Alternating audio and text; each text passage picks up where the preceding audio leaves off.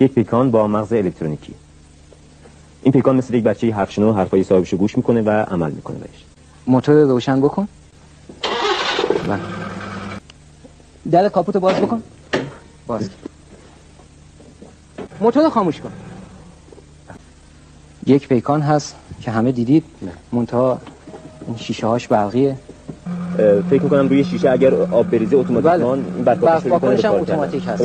آب که میریزیم روی شیشه در مقابل آب حساسیت داره و شیشه رو خودش تمیز میکنه. من محمد اخباراتی، همافر یکم هوانیروز، مهندس موتور و سیستم های اویونیک هواپیما، یک مغز الکترونیک اختراع کردم که نصب کردم روی این اتومبیل و سیستم ها رو دقیقاً با مغز الکترونیک کنترل میکنه.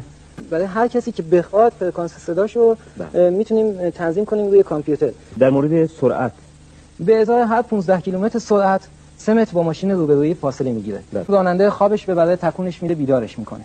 الان ماشین تو دنده هست. من به مغز الکترونیک میگم روشن بشه ببینیم چیکار میکنه.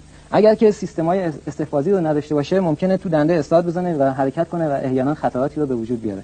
ولی این سیستم چون حساب شده هست کارهای دیگه انجام میده. آژیر میزنه، اطلاع میده که مثلا الان ماشین توی دنده هست.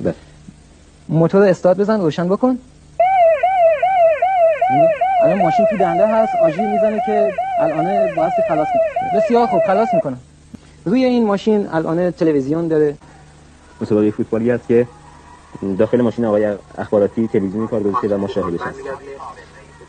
این ماشین کولر هم داره که به موتور ارتباط نداره و وقتی که موتور خاموش باشه یا روشن باشه کولرش باز دقیقاً به کار میفته چون مستقل از موتور هست و فشار روی موتور